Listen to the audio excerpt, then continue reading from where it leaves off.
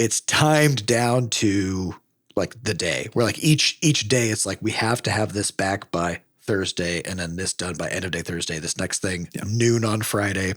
And it's so tightly coordinated, which is why, kind of back to that question of, somebody being like, how come you guys didn't make a trailer for update 1.1? It's like, because it's fucking hard. Butterscotch. Hey, everybody. Welcome to episode 526 of Coffee with Butterscotch, the game dev comedy podcast of Butterscotch Shenanigans. I'm Seth, and I'm the games programmer. I'm Adam, the miscellaneous programmer. I'm Sam, and I'm the analyst. And this is a show where we talk about life, business, and working in the games industry. Today's June 20th, 2020 vibes. Before we get started, we have a warning. There's going to be profanity in this show. We'd also like to thank our recurring supporters over at moneygrab.bscotch.net. Thank you so much for your monthly donations to help keep this podcast going. So it's been a busy week here at Bscotch HQ. Mm-hmm. I say HQ as if we have a physical building or subsidiaries or divisions. No, it's pretty much all just one big pile. HQ is a vibe. I guess state of mind. I guess, yeah, we do have a gadgets division and a games division, but they do still operate in the same, general space. They're conceptual divisions, not legal entities. Divisions of the mind. The world is our headquarters. So we've been working on update 1.2 for Crashlands 2. Update 1.2 is called the Hardcore Scramble, and we've talked about it in some of our recent episodes. So much of this week has been about putting together all of the promotional materials and marketing materials to hype up this patch, this update. So we kind of want to talk a little bit about what does that take and kind of how does that all work. But yeah, so just for kind of reference, the patch will be coming out on Tuesday, June 24th. We've got... Which should be yesterday for most people. Yeah, which will be the day before this episode. And then the day after this episode comes out will be the Steam Summer Sale starting.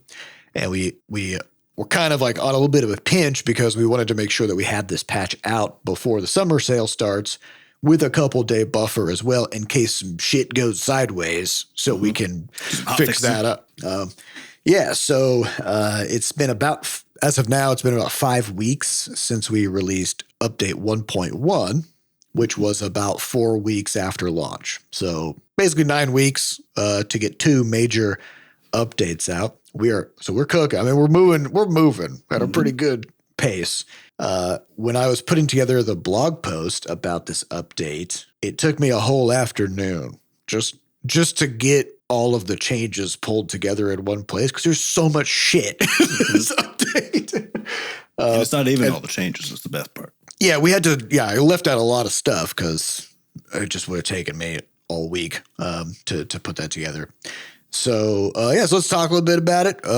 What's all in this update? Let's kind of blow through the list. Well, so yeah, the major stuff we've already covered is hardcore mode, scramble mode, and the fact that there are less modes and more mutators that you can toggle on together, so you end up making essentially a roguelike version of the game with seed sharing, so you can play through the same randomization as like a friend or whatever else, whether it's hardcore or not. And that's been just like it's just a really fun way to play. And that's also doing that. That was like one of the major tentpoles for this update. But doing that was also the thing that led then to sort of just discovering a bunch of ways to better flow that early game play experience. Because of course, we're dying repeatedly in the first like hour or two to random, explosives. Yeah. When you replay the first couple hours of the game 50 times, you start to notice some things about it that could be better. Stuff you already knew could be better. You're like, well, players only experienced this once, so yeah, you just blow right through it. It's fine if it's a little bit janky. Yeah, and now it's like, okay, we gotta tighten this up. So all that early game stuff has been just like really, really streamlined a bunch. I think what's funny about it too is that if you are replaying it, you probably won't like super notice, right? Because it's like 100 things, each of which it's stuff like. Maybe there was like one insight that unlocked a new loot drop and then a different insight that unlocked a new gadget. And we just merged them together, so that you didn't have to research them independently. You get both unlocked at the same time. So we did just tons of that kind of thing. We also deleted a bunch of quests. we deleted a bunch of insights too. So it's like a bunch of insights. There's all this just in slickening happening. And then on top of that, from all the armor updating we did with the randomized stats and stuff, we found that the world needed to be actually a little bit bigger so you could support the fact that people are harvesting a lot more and re-rolling your equipment a lot more.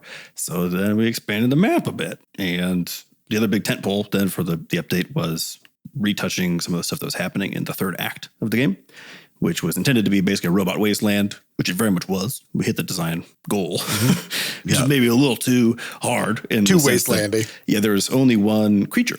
Our idea there was like essentially just trying to show, ecologically that the bots have just everything's wrecked. Yeah, murdered everything. But what ended up happening in that context then is because the bots don't like fight each other. There's no way to train them into combat with one another or whatever else, like you can with every other zone. Then it just felt like there was essentially like an ecology piece missing from that final zone because there was no additional creature against which like the existing creature could be, taunted into battle with, or that was like doing weird shit that would cause problems. So we added a whole creature into that end. Its pet version, expanded the world to incorporate that, integrated it into all the crafting quests. It drops items like it's a whole full-fledged thing, with that pet included. And then we also added 2 additional pets in the form of the bot companions. So you basically can reboot these robots through a little quest chain. Those are kind of like the really big kind of tentpole pieces.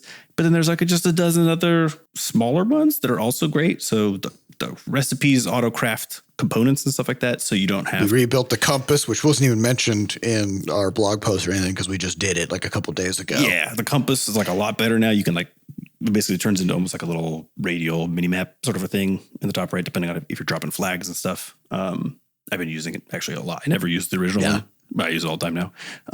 It's just, I don't know, the whole thing, like top to bottom, just a lot of stuff in there. And again, trying to target people across the board, whether you're a new person coming in, those early gameplay experiences should make it just more fun. If you've already beaten the game, now you got a whole lot of reasons to come back and replay it one way or another.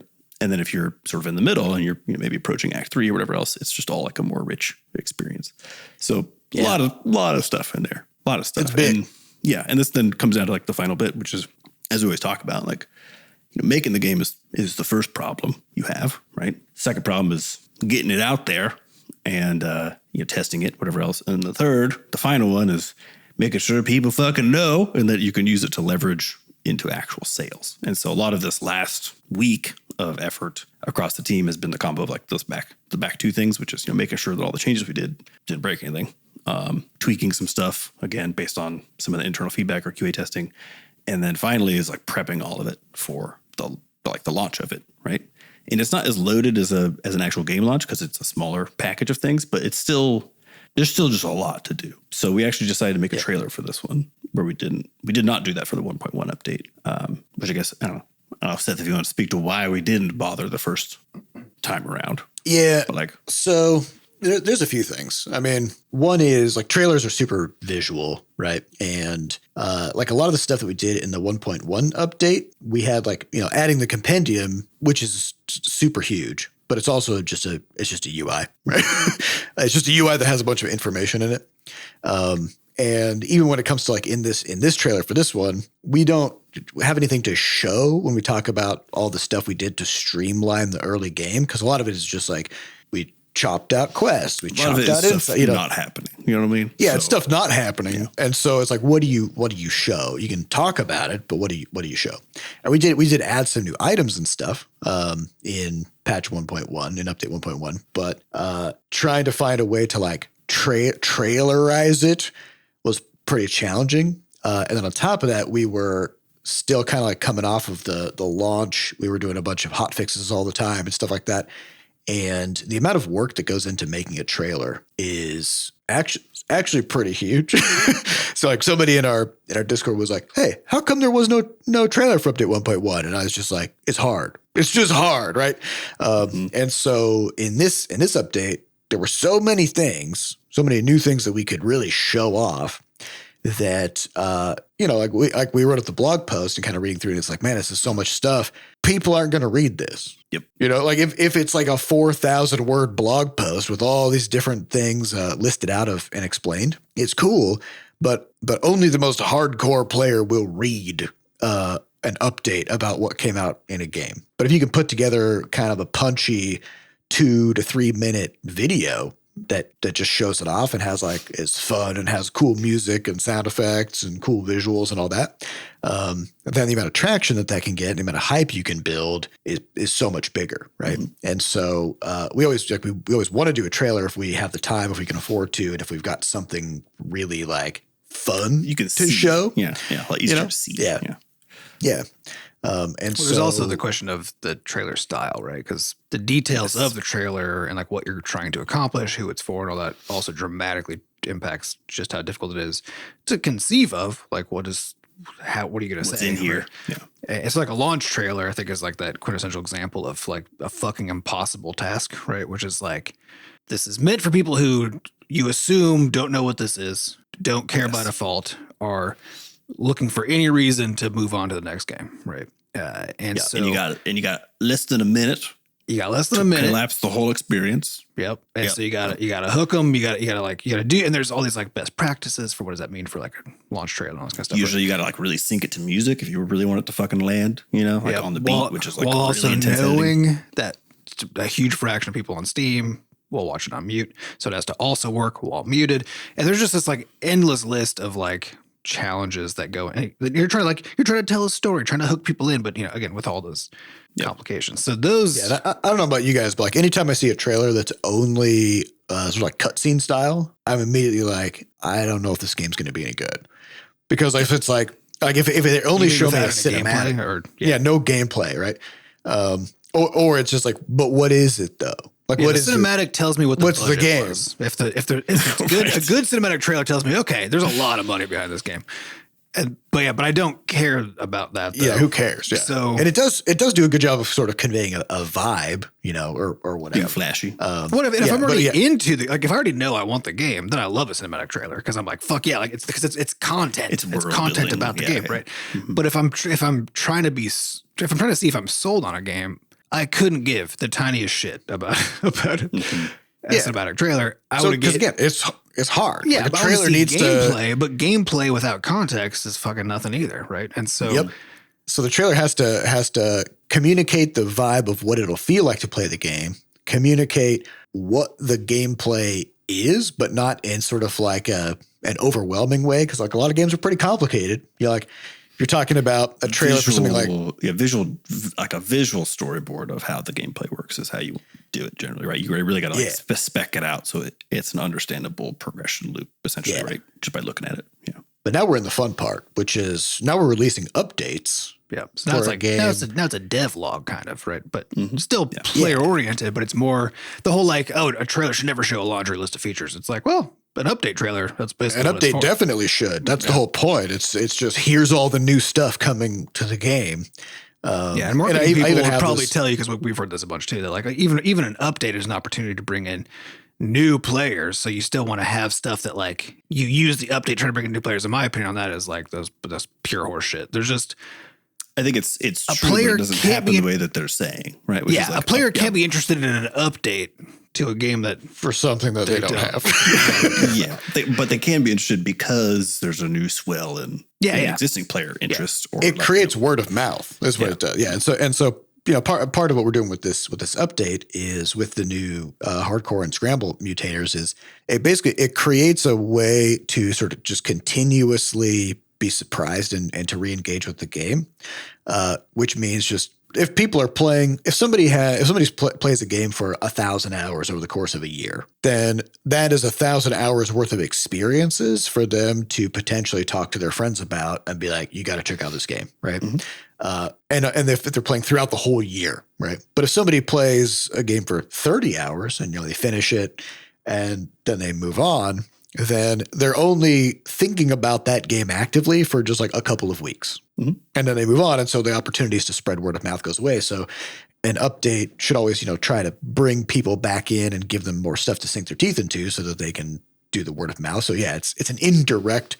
marketing tool. Exactly. But you don't use the trailer for an update to market to people who have not played the game. Because it's to hype up people who have played it. Yeah, because that feels like that's like the general opinion I see in like the marketing and influencer outreach kind of sector of making games. I think about It's the like, same way. hey, yeah, use this as an opportunity to do something, like to retrigger interest for people who aren't already interested. I'm like, I don't see how. I don't think What's weird to me about that is like, because I get the impulse, which is you're like, well, absolutely. we're already doing essentially marketing things, right? With this, I get the impulse to be like, it should be for, if we massage it in a certain way, then like then everybody can look at it. But I think the problem is that the first rule of marketing is for everybody.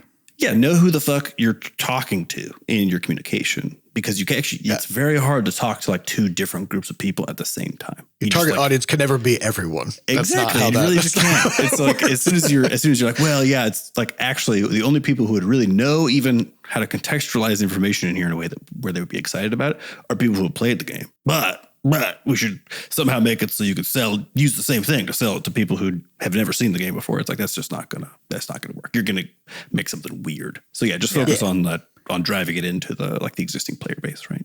Yeah, but this is also why that whole idea of like, you can't like update your way from a game not being successful to being successful, right?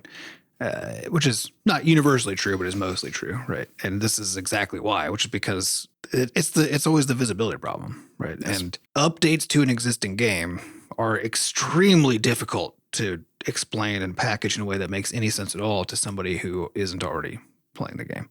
Right. If the update that you're doing somehow like fixes something at the marketing level, right? Like if you overhaul the graphics so extensively for your game that it's effectively a new game, then yeah. Because now that's what people are seeing, right? It's not about the fact that it updated. It's just I would say it's more about if you have a game that has a player base who kind of like sees the potential. I always think about Final Fantasy 14, the MMO. No Man's Sky, for example, too. No Man's Sky, yeah, where it's like you have a player base. The game did sell. It got a fan base. It has already created a large fan base that then or Cyberpunk, right? Yeah, like it gets a fan base, it sells copies, everybody's disappointed, right? But they're disappointed because because they see what the game could have been, and they still believe in the vision of the game, right? And honestly, so then Crashlands 2 also, like, not to that extent, right? Because Crashlands 2 is still. Yeah. Well, you're always going to have that with any game. There's just some rated. portion of players who are just like, oh, I wish it was like. I wish this was different somehow. X, I want, or I missed this feature or whatever. Mm-hmm. And so over time, you can win those players back, whether it's 90% of your players or 10% of your players. You can win those players back, and people like an underdog story too of like. If like update after update, like No Man's Sky, I think is probably just like the best example of this, where just every few months they're just like, here's another thing, and they've been doing that for 7 years now. It took them like 2 fucking years to dig out of that, like the perception hole. I mean, they were selling the whole time, importantly, but like that's the important. But the problem was that because this is different than like a game not landing or feeling janky or whatever, right? People felt extremely misled. And so that negative, because now there's negative sentiment towards the studio, the people making the game, rather than just the game itself, that and a broken relationship between like what are they saying and doing and like what the players are looking for, and that I'm still impressed they crawled out of that hole like that.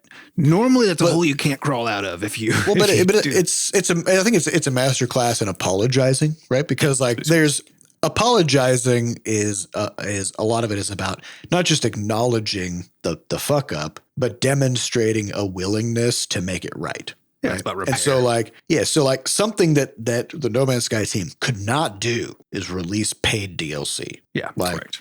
They had to climb so far out of that hole before they had delivered on the initial promise of the game.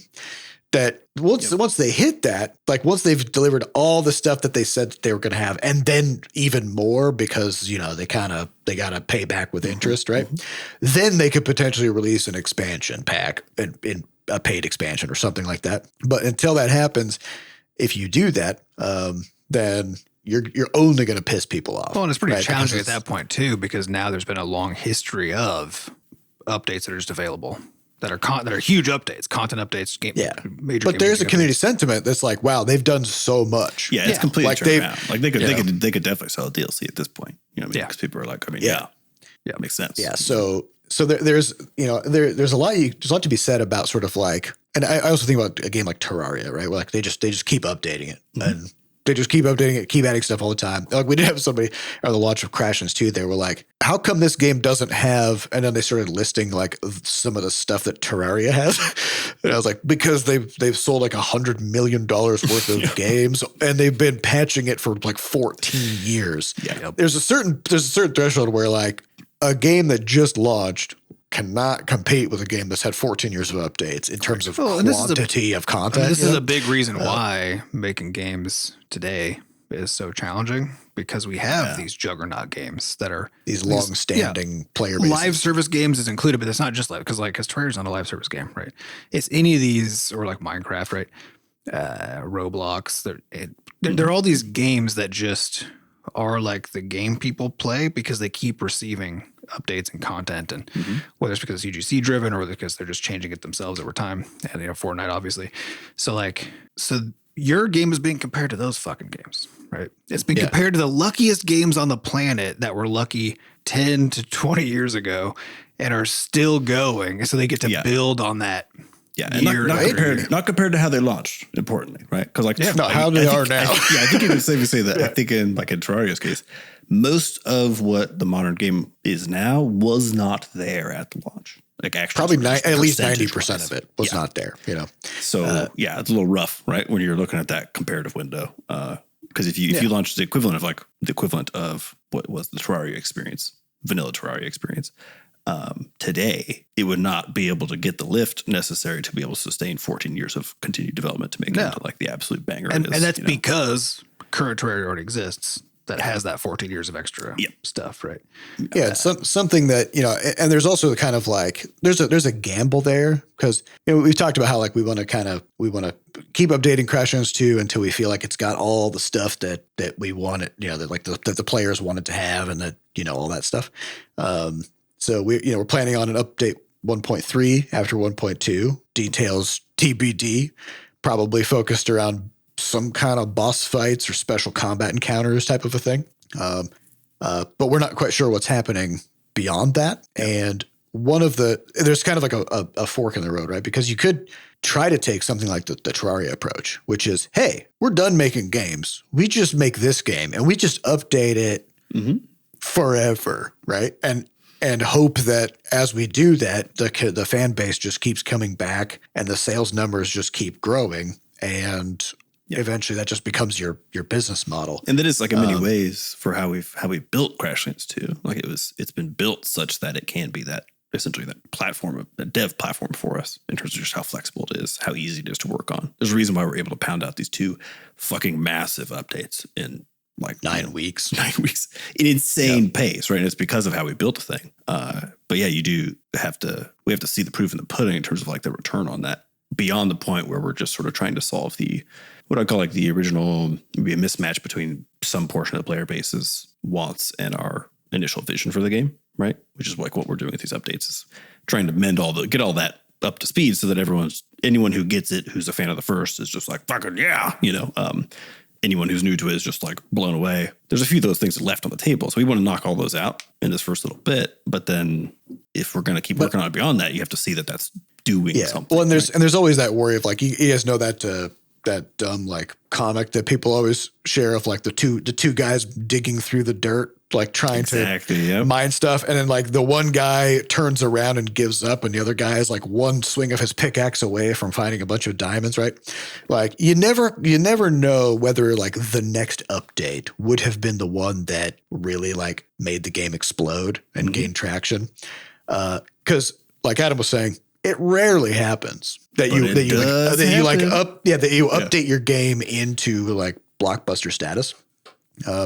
But I remember reading about, there's this game like Idle, I think it's Idle Miner Tycoon or something like that. And they released it and it had like 100 downloads. And they're like, yeah, our philosophy is we just update it every week. We just keep updating it. And eventually it'll be competitive. And also the constant updates will like build fans, of the studio, blah, blah.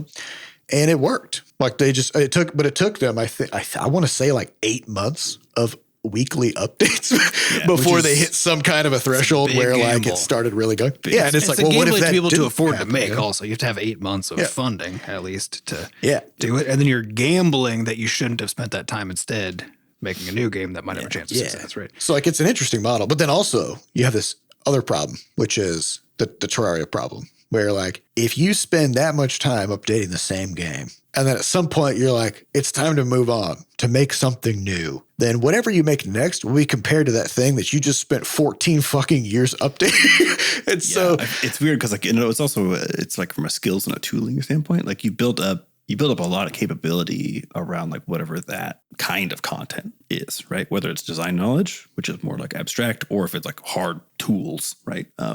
So it's weird because you don't want to release something that's going to compete with your flagship thing. In some ways, you got to kind of go do something else, like just something else, or something that's like of a scale where it's I don't know, if you go like make some small stuff. Well, and if you're still selling 1 million copies a month of this thing, you know, then like the amount of financial pressure to just keep going, to just keep doing that is overwhelming compared to the like when if the developers of Terraria look around at new games that are launching every week, right? It's like how many of those new games are outselling Terraria? Not very many. Almost none of them.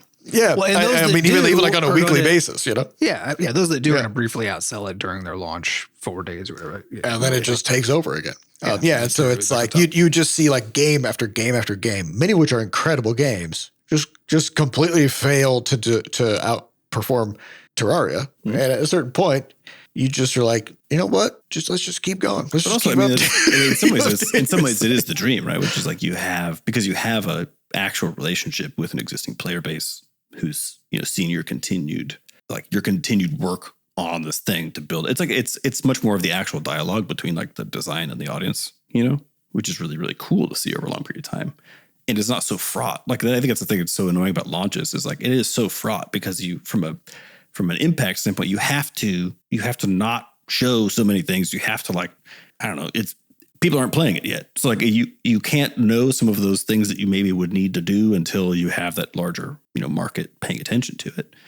And so you can't really enter into an actual, like a real dialogue with a player base until post-launch, right? Until you have a player base. Yeah. Until you start hearing about the things people are like, oh man, I'm disappointed. I wish this game had X, right? Exactly. Like, well, I didn't know you were going to be disappointed about that. Had I known, I would have done that.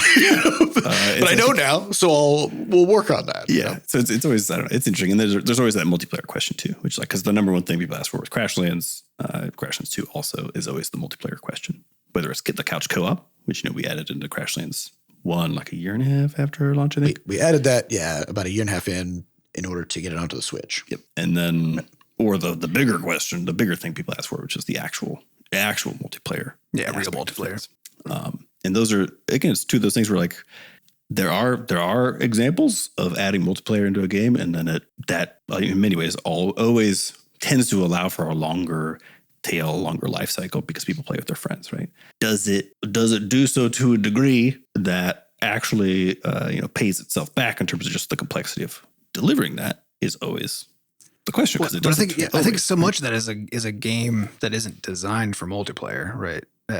Like most of the time can't be the kind of experience when it is made multiplayer that makes for a successful multiplayer title, you know? Mm-hmm. To the point where you have like something like Don't Starve Together, where they were just like, a whole ass separate game, just separate because so much has changed. You can't put it in here. Yeah, you can't jam it in here. So that so much like foundationally the same like tech, same almost everything, right? But like how it all comes together, fundamentally different, so that we can make a true multiplayer experience. And it is the case that like a multiplayer game, say like Terraria, right, is effectively an inherently live service game. And so if you can pull off a design, like a really good multiplayer design, or even just have social features like fucking leaderboards and stuff, right? The problem with leaderboards is they get hacked and they instantly become useless. But like conceptually, though, you know. Our hardcore scoreboard that we're adding in 1.2 is a personal one. Yep. It's not a global one. So like if you hack it, then you just hacked your own scoreboard and nobody else gives a shit. Because we could hook that up to Steam, because Steam has like their global leaderboard system, right? Like we could hook it into that. People will just hack it and we don't really. Yeah, but it's going to turn into a pointless thing. I assume I don't know what mechanisms they have, but then now we have to decide, like, did this person cheat because of the score? Right. Who the fuck knows? And now no one's having a good time, right? But Yeah. the point being, though, if you have good, well designed social or full multiplayer features that work with what the game is, then that's what gives you the opportunity of like going beyond just like the launch spike. Yeah. And like keeping things high kind of indefinitely, is if you have long form, effectively infinite multiplayer experience. Whether that's created by multiplayer, and like that's what generates the infinite nature of it, right?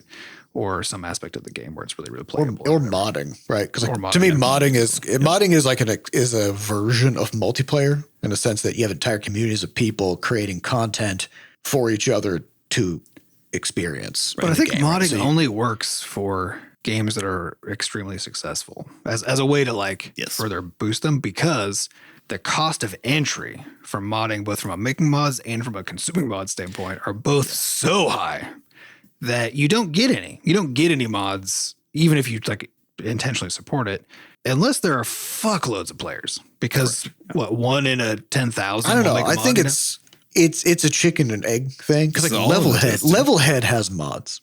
You know, like people, but and like Levelhead hardly has any players, but they're very active, right? And so like if you make like because there's the Chaos Head thing. It's sort of a mod. It's kind of hard to describe. It's an alternate editor is what it actually is. It's an alternate level editor that kind of breaks some of the rules of the game. But like that took a lot of work for somebody to put together and maintain. But if that one person didn't do it, nothing like it would exist. I think that's actually usually the case with mods, which is kind of what you're getting at, which is like you do need a large enough pool of people, because most mods are solo authored, most of the the vast majority of them, and then the ones that are the most popular, there's usually like one of them. So it is always the case where it's like one person decided that this thing needed to be better, and now like and that could happen at a tiny scale if that one person happens to be one of the players who's really into it, right? But something like the network effect of like, if you have a lot of sales, it's the whole thing. If you have a lot of sales, it's easier to do a lot of the other things, right? And I think that's what the part that people don't get in terms of the whole. I think sometimes that players get a little twisted is like, if you look at a game that just launched, for example, and you're like, oh, this would be so much better if it had X, Y, or Z, or if they expanded the feature set. The reality, like the hard reality, is that like because all that costs money and people have to stay alive, then if the game doesn't have enough sell-through baseline, then it just it basically cannot happen. Do you know what I mean? It means a decision between making a new game and having another roll of the dice at making a living, right? Yes. Or so for example, let's say we were like, okay, we're going to do a multiplayer version of Crashlands 2, either adding multiplayer to it or some kind of a spinoff or whatever. If we were just going to add multiplayer to it, I would have guessed that's probably 6 months. If I were to just kind of eyeball it, just add to it. For the appropriate definition of multiplayer in Crashlands 2. There's if probably a it's like- version of multiplayer we could do in 6 months. Yeah. So it's like, we'd have to like figure out a way to like update the story and the quests and the game systems and stuff so that would all work, and then like solve all the technical problems, figure out server hosting. There's all this shit. Plus dealing with tighter version management so that if people are on different platforms, they're always perfectly synced up. There's tons of shit. And in that 6 months, no other updates would be coming to Crashlands 2, and no new games would be being produced. Mm-hmm. So we have to say like this one thing is going to be so impactful that it warrants us, foregoing 6 months of other potential hype, other revenue streams, other games, etc. And that we think like that's the thing that's going to make the biggest impact. And at the moment, like we can't really say that. Yeah. We got one thing is we need to see what happens with the combination of the summer sale and the updates, right? Which is to see like, are these updates being effective in bringing players back into the mix? And then are the sales effective? Is the combo effective basically for, and does it increase the tail, right? Yeah. Of like, and the tail meaning like the long-term revenue of the game. Like if we keep releasing updates that keep improving the game and keep improving player sentiment and delivering features that people want, do more people buy the game? Yeah, it's like, hey, it's like if you picked a boring Wednesday, you know what I mean? Like months after any update came out, are there more units being sold now than a previous boring Wednesday? That's kind of like the vibe, because you need to know if there's movement there. That's really the thing that in the long term makes a really But big also difference. looking at player sentiment, right? To look at like, has the average review score changed post update, right? To get a sense of like, Yeah. is this impacting the user base enough that like it's shifting user sentiment? Because a lot of what we're trying to do is make it so that when somebody comes to visit the Crashlands 2 store page, because they find it somehow, they hear about the game, it shows up on Steam, it's in a sale, whatever, that shows up for some reason, and they go look at it. We're trying to make sure that we've shored up all of those things that are in between somebody looking at it and being like, ooh, I want this, right? And one of the biggest ones, which I think we would all agree, at least based on our own experience on Steam, is what's the user score, right? Like what? Yeah. Review score, and what's have the the review devs score? been making cool updates? That's always That's And your if, two- and so if both we those things are saw- in there and it sounds like it's complete as a game and like has everything that the devs intend to be in there. So, because for me, like I'm also trying to avoid early access experiences because I want to have the game be as intended because I'm not going to replay it. Like I know I'm not going to replay it. So I want the whole experience, you know? And so that's part of this. Which is a hard thing these days since everybody does post-launch updates. You know, we got to wait. It is, yeah. Well, yeah, that's part of it. And that's part of like find that match between like. There's two types of games: early access and dead game. Exactly, yeah. Right. Is look at what the reviews are saying and like see how like if there are updates coming out and stuff to be trying to like make that guess of like, oh, is this a good time to join in on this or should I be waiting or whatever? So we're trying to make sure that we've shored everything up for that, but also for other business opportunities, right? Because we want to make sure that the game is basically done in the way that both we and our players think it needs to be done. Which again, players will always want more stuff, right? Which makes sense. We also want more stuff from games that we play from other people, right? So they always want more stuff. So there's that done enough point. But our perception right now is that the gap between players' perception of like the game being done and our own is still too wide. And so we need to narrow that to the point where we're like, okay, yeah, the game is done now. So we can to both our original vision and the updated vision. Exactly. From player yeah, the one that we learned was the new vision of expectation from players. So that as we move forward with complex business deals like porting, bring it to new locales and regions potentially, stuff that is extremely costly and difficult, even when the game is done, that gets infinitely more complicated if we also want to deliver updates like after those things happen, right? Because the more platforms you're on, the harder it is to do an update. The more language you're dealing with, harder to do an update. And if any of those things also changes some aspect of the game, so you have like a kind of a forked version, right? Then it's just all complication. It's just so complicated. So if we can get to the point where we're like, okay, yeah, done enough. And just as an example, like just because of update 1.2, because of some of the quest tweaks, because of the new text for Scramble and hardcore modes and stuff like that, plus the new items that players can get, it costs us about $6,500 to get the text translated into all of the different languages, right? That's just, it's going to be 10 to 15 cents per word, depending on language. And if we're supporting 8 languages other than English, then it's basically $1 a word.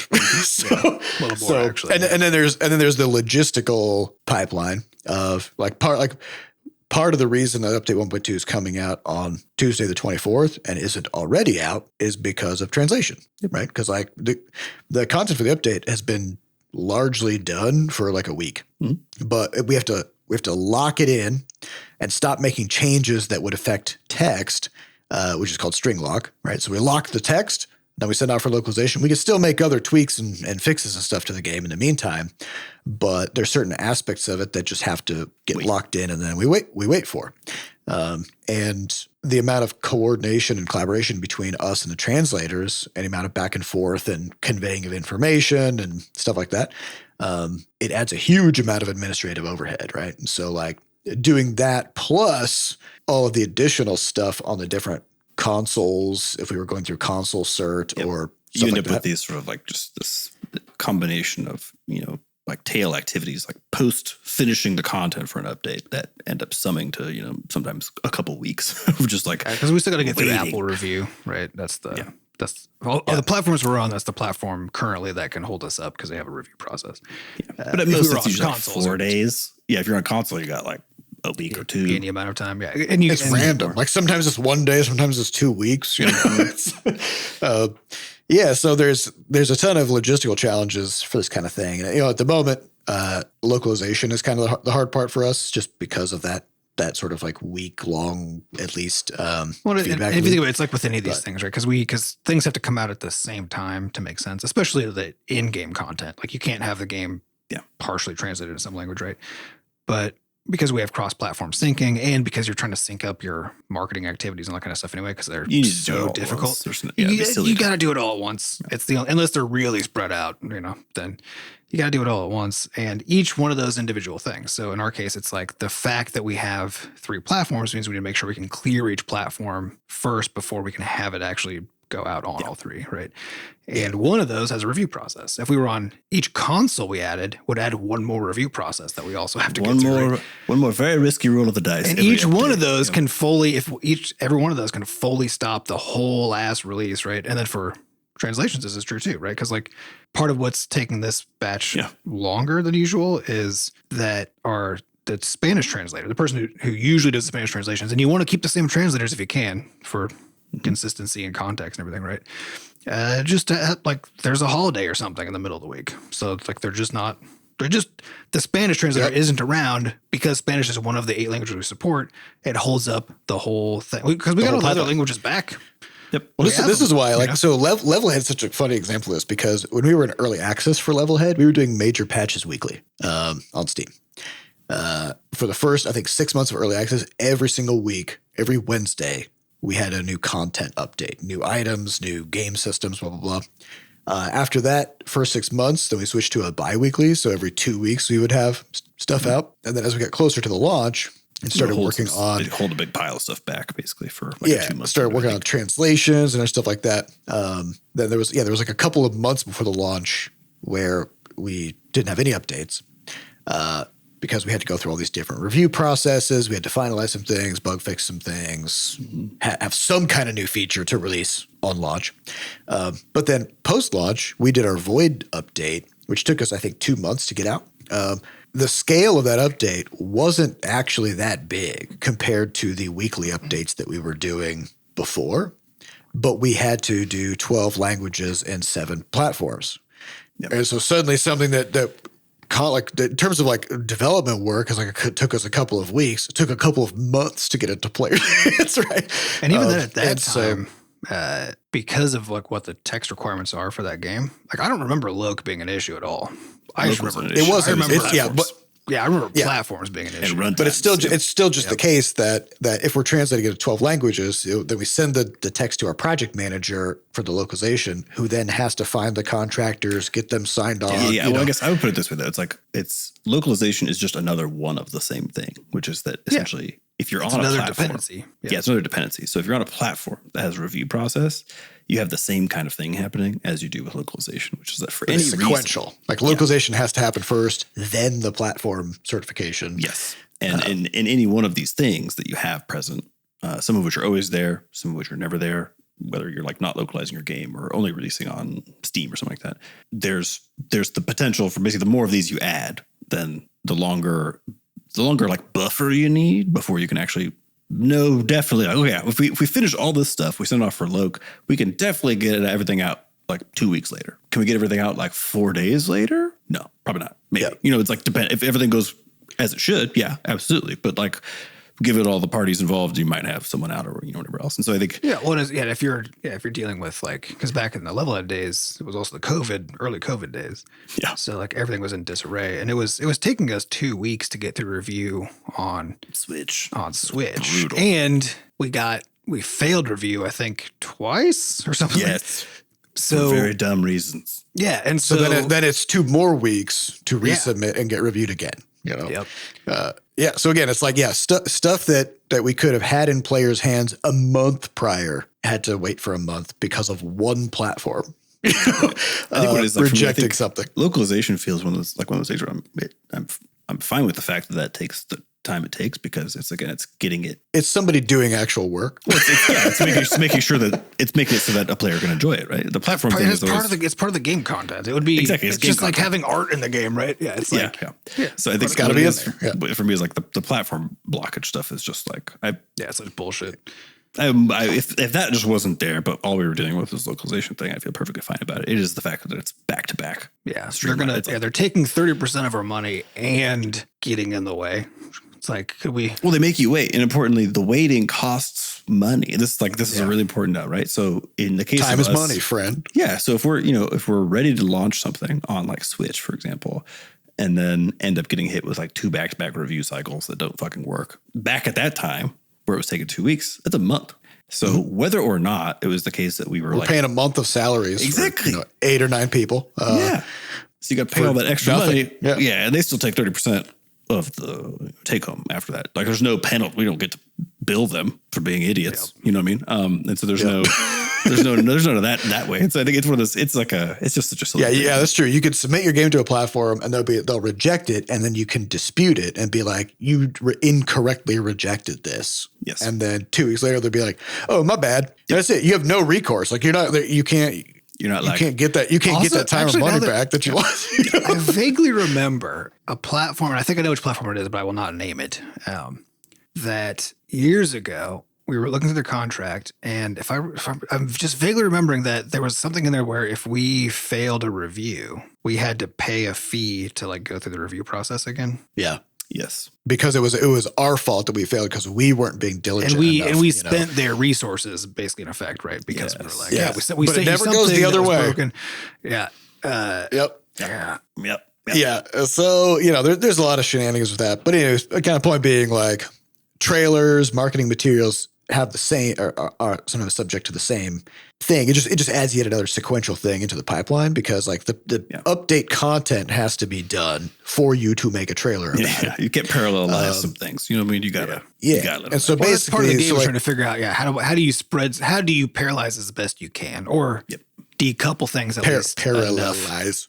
Parallelize. Yeah. Like, can I have the game launched so I can get that part at least done, right? And not worry and like not have that coupled to an announcement about the update, right? Like, what can I decouple? I think that core part of the question, because the more stuff you can decouple and not have to happen at the same fucking time or happen back to back, the far and away less like stress, complexity, and cost you have dealing with all this stuff. But it requires a lot of like, what does this actually do? Right? Like, what is the point of this bit of the process, and how does it relate to the rest of this, and how does it relate to the broader industry and marketing, all this kind of stuff, and then try to figure out like, okay, what can we do? So like what a lot of our podcast listeners, I mean, maybe know, because I think we may mention it, but something like 2/3 or 3/4 of our Crashlands 2 players are Chinese. And so if we make an update and make a video and a blog post and blah, blah, blah, and that's all in English, that's dumb. That's dumb because only like 1/4 of our players will even be able to read it. Honestly, might as well not done it at that point. Might as well not done it. So not only do we need to sort of like finish the update, then produce the trailer and the blog post and the content, then we need to collaborate with our translation team to get translations for the captions. We need to generate captions and like get all that stuff done. For the video, we need to send the blog post and the marketing materials, get that stuff translated. Take new screenshots for the post. We got to recapture in-game footage in Chinese. So we have to wait until the Chinese text comes back so we can recapture that and recut a Chinese version of the trailer. But it doesn't have to be necessarily, and you have to decide like too, like, is it a fully Chinese trailer, right? Because this one has a Sam voiceover. So then the question is like, do we hire a VO actor to like to redo that, right? Or are subtitles fine? And as you're going through the game footage, you have to ask like, because like if there's subtitles and it's clear what's happening, you don't necessarily need all the footage to be replaced, right? So you have to try to decide which footage. What's the minimum footage we can get away with replacing to like minimize our time and cost spend of doing this, right? So it's just the whole thing. And like the fortunate thing is a lot of this stuff can be done while we are waiting for translated text to come back. But the stuff that can't be done is like recapturing in-game translated footage. And so a lot of this stuff is just like it's timed down to like the day where like each day it's like we have to have this back by Thursday, and then this done by end of day Thursday, this next thing noon on Friday. And it's so tightly coordinated, which is why, kind of back to that question of, somebody being like, how come you guys didn't make a trailer for update 1.1? It's like, because it's fucking hard. It takes so much time and energy and coordination and logistics. But kind of to the DevOps philosophy, if something is hard, you should try to do it. If it's hard but beneficial, right? Then you should try to do it more.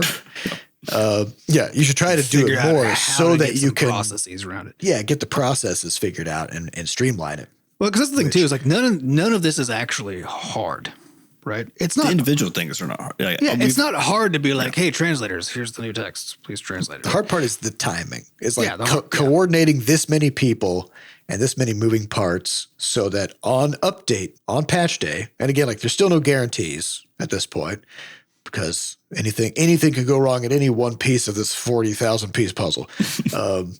That there's a chance that on patch day we can't release the patch. Mm-hmm. Because maybe it's stuck in Apple review.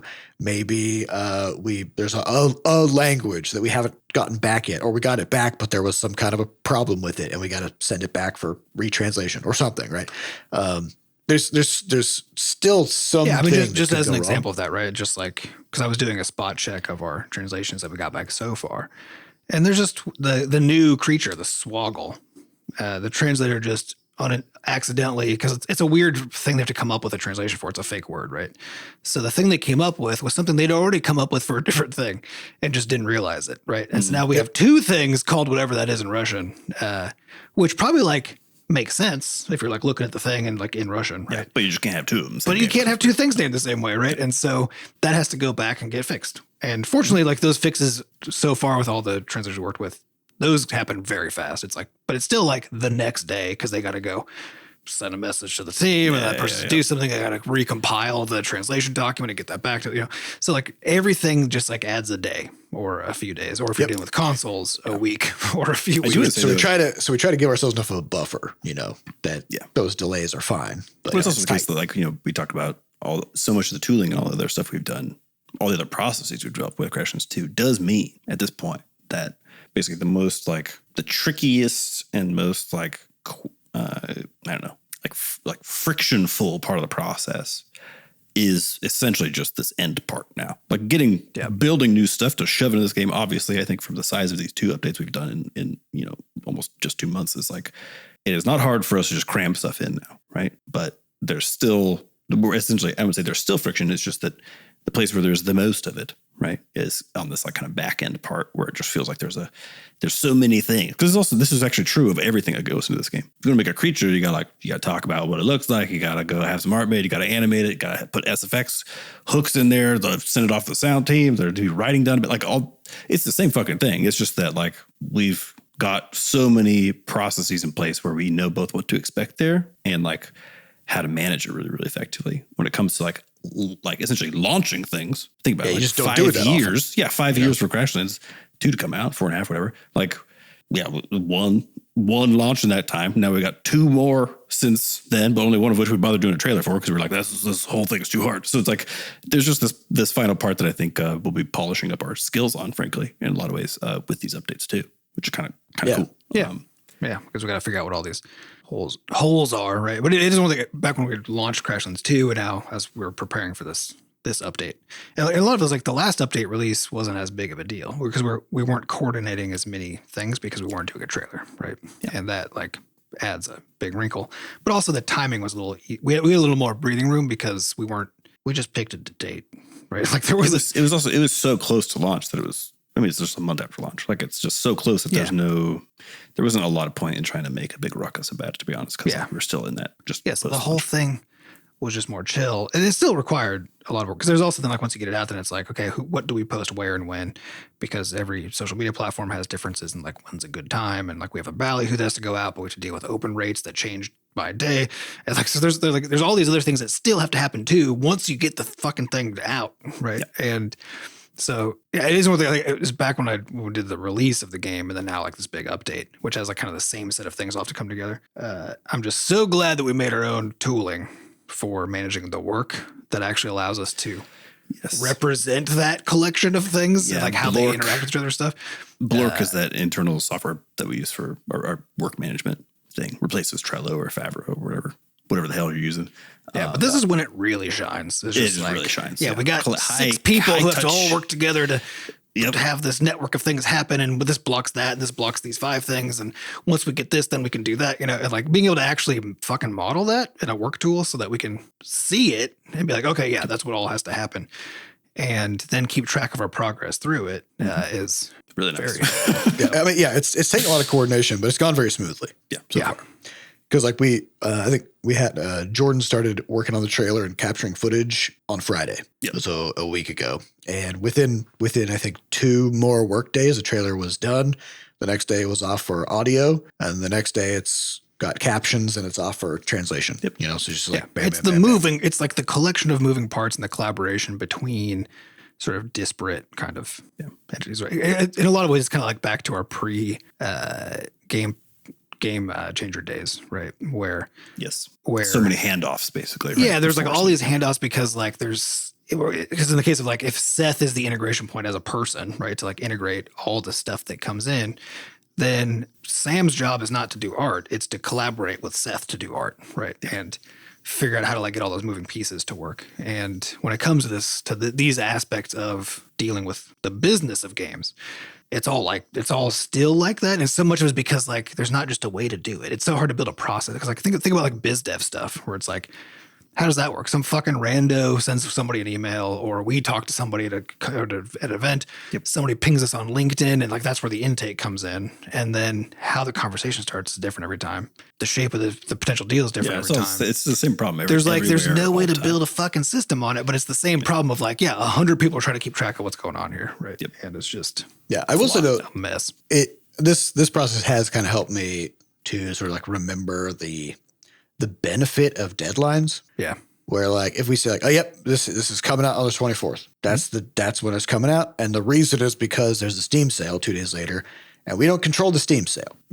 If there was no Steam sale, if there was no other thing happening, then we could always just kind of like until we've announced the release date, there is no release date, right? So if internally we're like, yep, 24th, that's when it's coming out.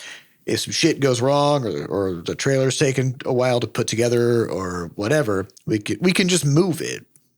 And so then things can drag out and we can kind of be looser and less coordinated on things. But the fact that we got this hard sort of externally imposed deadline means like we have to get our shit together.